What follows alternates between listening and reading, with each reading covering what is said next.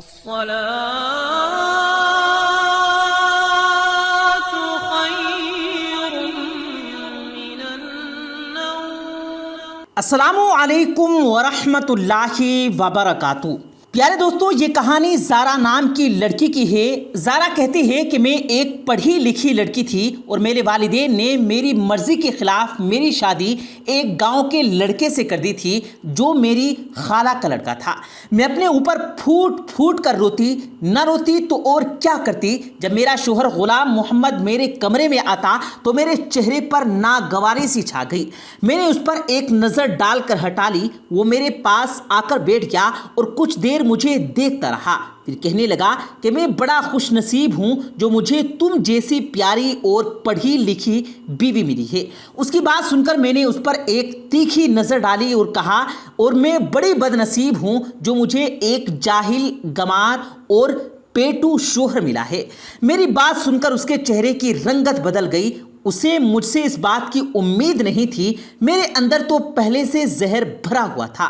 میرے ماں باپ نے میرے لاکھ منع کرنے کے بعد بھی میری شادی میرے خالہ کے بیٹے سے کرا دی جو گاؤں میں ایک کسان تھا۔ والدین کا کہنا تھا کہ لڑکا شریف اور نیک ہے، کماتا بھی اچھا ہے، تم خوش رہو گی۔ لیکن میرے اس طرح بات کرنے پر وہ مجھے حیرت سے دیکھے جا رہا تھا۔ پھر کہنے لگا کہ کیا بات ہے زارا، کیا خالہ نے تمہیں شادی کی چیزیں تمہاری مرضی سے نہیں لینے دی؟ میں نے تو سخت تیور اپنا لیے اور کہا، بات اگر چیزوں کی ہوتی تو میں برداشت کر لیتی، پھر جا کر آئینے میں اپنی شکل دیکھو۔ کیا تم اس قابل ہو کہ میں تمہارے ساتھ زندگی گزار سکوں؟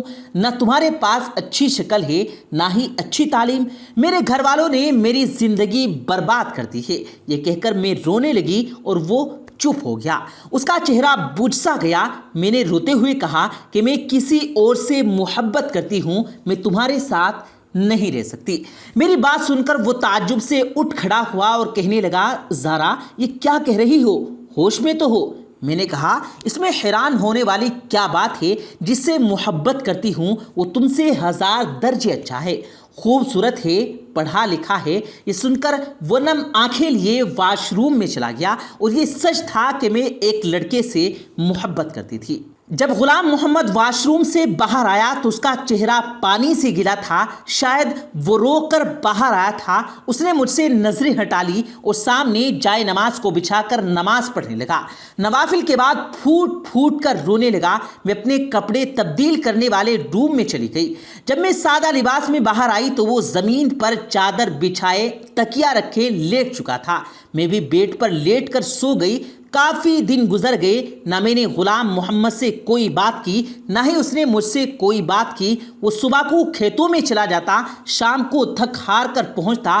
اس کی مٹی اور کھاد سے کپڑے گندے اور چہرے پر بہتے پسینوں کو دیکھ کر میرا جی اپترانے لگا۔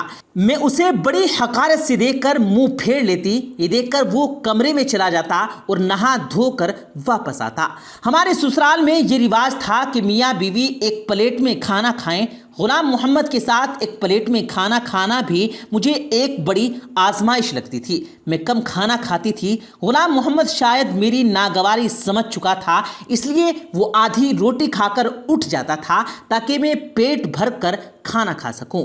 وہ صبح کو گیا، شام کو لوٹتا، بھوکا پیاسا گرمی میں اپنا خون پسینہ ایک کر کے واپس لوٹتا، اور اسے پیٹ بھر کے روٹی بھی نہیں ملتی تھی۔ مجھے بار بار اپنے عاشق اظہر کا خیال آنے لگا۔ میرے پاس جو فون تھا وہ میری ماں نے واپس لے لیا تھا، اور یہاں پر بہو بیٹیوں کو فون رکھنے کا رواج نہیں تھا۔ زارا کہتی ہیں کہ جب مجھ سے رہا نہ گیا تو میں نے سارے لحاظ ختم کر کے غلام محمد سے کہا کہ مجھے اپنا فون دو، مجھے اظہر سے بات کرنی ہے۔ میری بات سن کر وہ مجھے تعجب سے دیکھنے لگا، لیکن میری بے شرمی بہت آگے جا چکی تھی۔ میں نے اس کے ہاتھ سے فون چھین کر اظہر کا نمبر ملایا اور بات چیت شروع کر دی۔ میں نے اسے رو رو کر اپنے بارے میں بتایا۔ غلام محمد کی موجودگی کا بھی مجھے کوئی خیال نہیں تھا۔ وہ خاموشی سے چادر زمین پر بچھائے لیٹ گیا۔ میں کافی دیر اظہر سے بات کرتی رہی، پھر تو میں نے تماشا ہی پکڑ لیا۔ میں روزانہ غلام محمد سے فون لیتی اور اظہر سے باتیں کرتی۔ اظہر مجھے اب بھی اپنانے کو تیار تھا۔ ایک بار فون کے سگنل بار بار کٹ رہے تھے تو غلام محمد سو چکا تھا۔ میں کمرے سے باہر نکل کر صحن میں آ گئی تاکہ میں اظہر سے بات کر سکوں۔ صحن میں ہمارے گھر میں کوئی نہیں سوتا تھا، سب اپنے کمرے میں سوتے تھے۔ میں صحن میں کھڑی ہو کر اظہر سے باتیں کرنے لگی، لیکن ایک دم کسی نے مجھ سے فون چھین لیا۔ میں نے دیکھا تو وہ میرا دیور تھا۔ میرا دیور غصے سے مجھے دیکھ رہا تھا۔ وہ کہنے لگا، بے شرم عورت، تم نے کیا غیرت بیچ کھائی ہے؟ شوہر کے ہوتے ہوئے یار پال رکھے ہیں۔ دھیرے دھیرے سب لوگ صحن میں جمع ہو چکے تھے۔ غلام محمد بھی آنکھیں ملتا ہوا صحن میں آ گیا اور بولا، کیا بات ہے؟ تم نے کیوں شور مچا رکھا ہے؟ میرے شوہر کے بھائی نے سب کے سامنے میری پول کھول دی۔ سبھی مجھے دیکھ کر حیران تھے۔ مجھے لگا کہ اب تو مجھے گھر سے نکال ہی دیں گے۔ اچھا ہے، میں واپس اپنے گھر لوٹ جاؤں گی اور پھر اظہر سے شادی کر لوں گی۔ لیکن غلام محمد نے سب کے سامنے میرے دیور کو جھوٹا کہہ دیا اور کہنے لگا، مجھے اپنی بیوی کے کردار پر پورا بھروسہ ہے۔ وہ اپنی کسی سہیلی سے بات کرتی ہے اور میری اجازت سے ہی بات کرتی ہے۔ خبردار، جو کسی نے میری بیوی پر شک کیا، تھوڑی ہی دیر میں وہ سب کو سمجھا چکا تھا۔ بات وہیں پر ختم ہو گئی۔ زارا کہتی ہیں کہ مجھے اس پر اور بھی غصہ آنے لگا۔ میں کمرے میں آ کر اس سے جھگڑنے لگی۔ میں نے کہا، تم ہوتے کون ہو میرے بارے میں یہ کہنے والے؟ اچھا خاصا میرا راستہ صاف ہو رہا تھا۔ تم اپنے بھائی کی بات پر اعتبار کر کے مجھ پر الزام لگا کر مجھے گھر سے نکال سکتے تھے۔ تم جانتے ہو کہ میں کس سے باتیں کرتی ہوں۔ میں یہاں سے واپس چلی جاتی، پھر میرے باپ مجبوراً میری شادی اظہر سے کروا دیتے، لیکن تمہاری ان باتوں نے میری راہیں بند کر دی۔ تم میرا پیچھا کیوں نہیں چھوڑ دیتے؟ میری بات اس نے خاموشی سے سنی، پھر کہا، اگر تم میرے ساتھ نہیں رہنا چاہتی تب بھی میں تمہارے کردار پر غلط بات برداشت نہیں کر سکتا۔ تمہاری اور تمہارے ماں باپ کی عزت میری عزت ہے۔ میں سارے الزام خود پر لے کر تمہیں چھوڑ دوں گا تاکہ تم پر کوئی انگلی نہ اٹھا سکے۔ اگر وہ لڑکا تمہیں عزت سے اپنانے کو تیار ہے تو میں خود پر الزام لے کر تمہیں خالہ کے گھر چھوڑ دوں گا اور بعد میں طلاق بھی بھجوا دوں گا۔ غلام محمد کی بات سن کر میں پہلی بار لاجواب ہوئی تھی۔ وہ ان پڑھ تھا، بالکل انگوٹھا چھاپ تھا، لیکن عزت غیرت کا مطلب اچھی طرح سے جانتا تھا۔ نہ جانے کیوں میرے دل میں اس کے لیے جذبات کچھ بدلنے لگی، لیکن میں نے اپنے آپ کو جھٹکا اور اظہر کو ساری باتیں بتا دی۔ وہ تو سن کر خوش ہو گیا اور کہنے لگا، تم شہر آ جاؤ اور اپنے شوہر سے طلاق لے لو۔ ہم پہلے کورٹ میرج کریں گے، تم میرے پاس ہی رہنا، بعد میں تمہارے ماں باپ ہمیں اپنانے کے لیے مجبور ہو جائیں گے۔ میں نے بھی حامی بھر لی۔ کچھ دنوں کے بعد میں غلام محمد کے ساتھ شہر چلی گئی۔ اظہر کے بتائے ہوئے پتے پر پہنچ کر میں نے غلام محمد سے کہا کہ اب تم جاؤ اور مجھے طلاق بھی دے دو، اس کے بعد تمہارا مجھ سے کوئی واسطہ نہیں، میں اظہر سے نکاح کر لوں گی۔ وہ کہنے لگا کہ میں تمہارے لیے طلاق کے غلیظ لفظوں کو منہ پر نہیں بول سکتا، میرا ضمیر اس بات کی اجازت نہیں دیتا۔ ہاں، میں کاغذی کارروائی کر دوں گا، یہ کہہ کر وہ واپس چلا گیا۔ میں نے دروازہ کھٹکھٹایا، دروازہ اظہر ہی نے کھولا۔ مجھے دیکھ کر وہ مسکرانے لگا۔ میں گھر میں داخل ہو گئی، لیکن گھر میں اظہر کے علاوہ کوئی اور نظر نہیں آ رہا تھا۔ حالانکہ وہ مجھ سے کہہ رہا تھا کہ وہ میرے بارے میں سب کچھ اپنے گھر والوں کو بتا چکا ہے۔ زارا کہتی ہیں کہ میں نے خالی گھر دیکھ کر پوچھا کہ تمہارے گھر والے کہاں ہیں؟ تو اظہر کہنے لگا، اندر آؤ بتاتا ہوں۔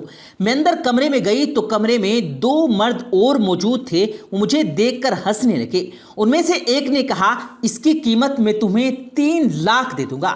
یہ سن کر تو میرے ہوش اڑ گئے۔ اظہر میری سودے بازی کر رہا تھا، میں تو چکرا کر رہ گئی۔ اس سے پہلے کہ وہ مجھے کمرے کے اندر دھکیل کر کمرہ بند کر دیتا، میں نے فوراً اپنا دماغ چلایا اور اظہر کو دھوکہ دے کر بھاگ کر مین گیٹ سے باہر نکل گئی۔ وہ تینوں میرا پیچھا کرنے لگے۔ غلام محمد ابھی اتنی دور نہیں گیا تھا۔ اسے دیکھ کر میں اسے پکارنے لگی۔ اس نے پلٹ کر مجھے کہا۔ میں بھاگتے ہوئے اس کے پاس پہنچی۔ میرے پیچھے اس وقت 3 آدمی بھاگ رہے تھے۔ رات کا اندھیرا چھا گیا تھا۔ وہ جگہ بھی سنسان تھی جہاں اظہر نے ہمیں بلایا تھا۔ میں ڈری سہمی غلام محمد کے پیچھے جا کر چھپ گئی۔ تینوں مرد ہم تک پہنچ چکے تھے اور غلام محمد سے کہنے لگے اس لڑکی کو ہمارے حوالے کر دو ورنہ تمہیں جان سے مار دیں گے۔ اس نے جواب دینے کے بجائے انہیں مارنا شروع کر دیا۔ بدلے میں وہ لوگ بھی غلام محمد کو مارنے لگے۔ ایک شور سا مچ گیا تھا۔ کچھ دیر میں لوگوں کا ہجوم لگ گیا۔ اللہ تعالیٰ کی کرنی یہ ہوئی کہ وہاں سے پولیس گزر رہی تھی۔ پولیس کو دیکھ کر وہ لوگ بھاگنے کی کوشش کرنے لگے لیکن پکڑے جا چکے تھے۔ پولیس کب سے ان کی تلاش کر رہی تھی۔ وہ لوگ لڑکیوں کو اپنی محبت کے جال میں پھنسا کر آگے بیچ دیتے تھے۔ اللہ تعالیٰ نے مجھے بچا لیا تھا۔ غلام محمد کے ہونٹوں کے پاس زخم ہو چکا تھا۔ پہلی بار مجھے اس کے زخم دیکھ کر دکھ ہوا تھا۔ وہ مجھے خاموشی سے بس اسٹاپ تک لے گیا۔ میں اس کے سامنے نظر اٹھانے کے قابل نہیں رہی تھی۔ وہ ان پڑھ ہو کر بھی باظرف نکلا۔ مجھے اپنے آپ اس کے سامنے چھوٹا سا لگنے لگا۔ وہ مجھ سے پوچھنے لگا زارا کہاں جانا چاہتی ہو؟ اپنے والدین کے پاس۔ میں نے کہا مجھے آپ کے ساتھ جانا ہے۔ میری بات سن کر اس نے مجھے بڑی حیرت سے دیکھا۔ میرے باپ نے میرے لیے ہیرا چنا تھا، بس میں ہی شیشے کو دیکھ کر اپنے ہاتھ زخمی کرنے چلی تھی لیکن بچ گئی۔ غلام محمد نے مجھ سے کوئی دوسرا سوال نہیں پوچھا اور مجھے گاؤں لے گیا۔ میں نے غلام محمد کا زخم دیکھ کر فکر مندی سے پوچھا کہ غلام محمد تمہیں کیا ہوا؟ تو وہ کہنے لگا بس سے اترتے وقت گر گیا تھا اس لیے چوٹ لگ گئی۔ زارا کہتی ہے کہ یہ سن کر میں اپنے اندر بہت شرمندہ ہو گئی۔ میں نے اپنے شوہر کو کیا کچھ نہیں سنایا تھا لیکن اس نے میرے ساتھ اب تک بھلائی کی تھی۔ 2 دن تو میں اس سے نظریں نہیں ملا پائی۔ اپنے اندر خوف کو لعنت ملامت کرتی رہی۔ وہ اب بھی آدھی روٹی کھا کر میرے پاس سے اٹھنے لگا تو میں نے اسے روک لیا۔ میں نے کہا آپ کھانا ٹھیک سے کیوں نہیں کھاتے؟ روز آدھی روٹی کھا کر اٹھ جاتے ہو۔ میری بات پر غلام محمد نے مجھے حیرت سے دیکھا، پھر اٹھ کر نہیں گیا بلکہ چپ چاپ کھانا کھانے لگا۔ اب میں خیال کرنے لگی تھی اندر سے تو میں ٹوٹ چکی تھی، اس لیے اپنے شوہر کے سامنے جھک کر اپنی غلطی کا اعتراف کرنا مجھے مشکل لگ رہا تھا۔ میں چاہتی تھی کہ وہ مجھے خود سے معاف کر دے لیکن وہ چپ تھا۔ دیر رات کو کمرے میں آتا اور زمین میں چادر بچھا کر لیٹ جاتا۔ ایک دن میں ہمت جمع کر کے اس کے سامنے بیٹھ گئی۔ میں نے کہا غلام محمد مجھے معاف کر دو، میں نے آپ کو سمجھنے میں غلطی کر دی۔ ہیرا چھوڑ کر میں کانچ کا سودا کرنے چلی تھی۔ میں روتے ہوئے اپنی غلطی کا اعتراف کر رہی تھی لیکن وہ اب بھی خاموش تھا، کچھ نہیں بولا، نہ ہی مجھے چپ کرایا۔ اپنا تکیہ اٹھا کر زمین پر سونے لگا۔ میں نے کہا آپ کی جگہ یہاں نہیں، آپ اوپر سو جائیں۔ میں جانتی ہوں کہ میری غلطی چھوٹی نہیں ہے، بہت بڑی غلطی ہے۔ میں نے آپ کا بہت دل دکھایا لیکن آپ نے ابھی تک اپنا اعلیٰ ظرف ہی مجھے دکھایا۔ ہو سکے تو مجھے معاف کر دینا۔ مجھے لگا کہ وہ اب ضرور میری کوتاہیوں کو معاف کر کے مجھے سینے سے لگا لے گا لیکن وہ نہ جانے کیوں مجھے ٹک ٹکی باندھے ہوئے دیکھ رہا تھا۔ اس کی خاموشی مجھ سے دیکھی نہیں جا رہی تھی۔ زارا بتاتی ہیں کہ میں نے کہا کہ غلام محمد کچھ تو کہو، آپ چپ کیوں ہیں؟ مجھے ڈانٹ دو، اپنا غصہ مجھ پر نکال دو لیکن مجھے معاف کر دو۔ میں منت سماجت پر اتر آئی لیکن وہ خاموش ہی تھا۔ ہماری شادی کو 6 مہینے گزر چکے تھے۔ شادی کے بعد بھی میرے لیے جو خاموشی کا تالا غلام محمد نے اپنی ہونٹوں پر لگایا وہ میری منت سماجت اور رونا دھونا بھی نہ کھول سکا۔ زارا آگے بتاتی ہے کہ صبح کو کچھ کاغذات اس نے میرے ہاتھ میں تھما دیے۔ مجھ پر تو جیسے آسمان گر پڑا۔ میں تڑپ کر رونے لگی اور کہنے لگی غلام محمد مجھے طلاق مت دو۔ میں اس کے سامنے رونے لگی، بلکھنے لگی، تڑپنے لگی۔ وہ کہنے لگی کہ آپ پڑھی لکھی ہو، اسے پڑھ کر سائن کر دینا۔ یہ کہہ کر کمرے سے باہر نکل گیا۔ مجھے نہیں معلوم تھا کہ آدمی کے دل سے اتر جانے کے بعد عورت اپنی غلطی پر جتنی چاہے معافی مانگ لے اسے وہ عزت پھر نہیں ملتی، یا شاید آدمی سب کچھ سہ لیتا ہے بس دوسرا مرد برداشت نہیں کر سکتا۔ میں وہ کاغذات کو ہاتھ میں لے کر پھوٹ پھوٹ کر روتی رہی۔ میری اتنی ہمت نہ ہوئی کہ کاغذ پڑھ سکوں۔ میں نے سوچ لیا تھا کہ رات کو غلام محمد کے پاؤں پکڑ کر معافی مانگ لوں گی لیکن طلاق نہیں لوں گی۔ رات کو جب وہ کمرے میں آیا تو میں اس کے پاؤں میں بیٹھ گئی، گڑ گڑا کر اس سے معافی مانگنے لگی۔ اس نے مجھے دونوں بازو سے پکڑ کر کھڑا کیا اور کہنے لگا تم کاغذ پڑھ لیتی تو یوں نہ روتی۔ وہ طلاق نامہ نہیں ہے، پھر دراز سے نکال کر مجھے کاغذ پکڑا دیے۔ میں نے آنسو پوچھ کر جب کاغذ دیکھے تو وہ زمین کے کاغذات تھے۔ جب وہ ہل چکا تھا، اپنے حصے کی ساری زمین وہ میرے نام کر چکا تھا۔ میں نے حیرت بھری نظروں سے دیکھا کہ وہ اپنا سب کچھ مجھے کیوں سونپ رہا ہے۔ میں نے کہا، غلام محمد، یہ سب میرے نام کیوں کر رہے ہو؟ تو وہ کہنے لگا، اس لیے کہ تم میری بیوی ہو، میں کل شہر جا رہا ہوں۔ غلام محمد نے میرے لاکھ منع کرنے پر مجھے سائن کروا لیے۔ اگلے دن وہ شہر چلا گیا۔ 4 دن میں نے بڑی بے صبری سے اس کا انتظار کیا۔ وہ واپس تو آیا لیکن گھر میں کوہرام سمجھ گیا تھا۔ شہر سے غلام محمد کی میت گاؤں آئی تھی۔ میری تو دنیا ہی اجڑ گئی۔ اس کا ایک شہری دوست اس کی میت لے کر واپس آیا تھا۔ اسی نے بتایا کہ پچھلے 2 مہینے پہلے ہی غلام محمد کو معلوم ہوا کہ اسے کینسر ہے، وہ زیادہ دن نہیں بچ سکے گا۔ نہ جانے پچھلے مہینے سے کون سا عمل اسے کھایا جا رہا تھا جس کا نتیجہ اس کی جان بھی لے گیا۔ مجھ پر تو غشی کے دورے پڑنے لگے۔ 2 دن بعد میں نے کچھ ہوش سنبھالا تو ایک خط میری ساس نے مجھے دیا اور کہنے لگی، زارا، یہ غلام محمد کے دوست نے دیا ہے، کہہ رہا تھا کہ غلام محمد نے تمہارے لیے بھیجا ہے۔ یہ سن کر مجھے حیرت کا جھٹکا لگا تھا۔ میں نے اپنی ساس سے کہا کہ خالہ، غلام محمد تو ان پڑھ تھا، پھر خط کیسے لکھا؟ اس پر خالہ نے مجھے تعجب سے دیکھا اور کہنے لگی، تمہیں کس نے کہا کہ غلام محمد ان پڑھ تھا؟ اس نے 10 جماعتیں گاؤں کے اسکول سے پاس کی تھی اور اس کے آگے کی پڑھائی بھی کی تھی، ساتھ ہی ساتھ اپنے باپ کا بازو بھی بنا رہا۔ میں تو یہ سن کر دنگ رہ گئی تھی۔ میری شادی سے پہلے کبھی گاؤں نہیں آئی۔ مجھے لگا کہ خالہ کے سب بچے ان پڑھ ہوں گے۔ خالہ کہنے لگی، تمہیں غلام محمد بچپن سے چاہتا تھا، کہتا تھا، اماں، زارا تعلیم حاصل کر رہی ہے، اس لیے مجھے بھی آگے پڑھنا ہے۔ کل کو جب وہ میری بیوی بنے گی تو لوگوں کے سامنے شرمندگی نہ اٹھانی پڑے گی کہ اس کا شوہر ان پڑھ ہے، جاہل ہے، گنوار ہے۔ مجھ پر یہ باتیں کسی ہتھوڑے کی طرح لگ رہی تھی۔ آج تک مجھے غلام محمد نے یہ نہیں بتایا تھا کہ وہ بھی پڑھا لکھا ہے۔ میں نے وہ خط لیا اور کھول کر پڑھنے لگی۔ اس میں لکھا تھا، زارا، میں نے آج تک تمہیں یہ نہیں بتایا کہ میں پڑھا لکھا ہوں، کیونکہ تعلیم حاصل کرنا ہر انسان کا حق ہے اور ضروری بھی۔ پھر ان باتوں کو سب کے سامنے جتایا جائے کوئی ضروری تو نہیں ہوتا۔ میں نے جب سے ہوش سنبھالا تو اپنی ماں کو یہی کہتے سنا کہ وہ تمہیں اپنی بہو بنانا چاہتی ہے، اس لیے میرے دل میں تمہاری محبت بچپن سے بسنے لگی تھی۔ جیسے جیسے میری عمر بڑھتی رہی، میری محبت بھی پروان چڑھتی رہی۔ مجھے جب بھی امی کہتی کہ زارا پڑھ رہی ہے تو مجھے بھی پڑھائی کا شوق ہونے لگا۔ جب وہ کہتی کہ زارا کو کھانے میں یہ چیز پسند ہے تو مجھے بھی کھانے میں وہی چیز اچھی لگنے لگی۔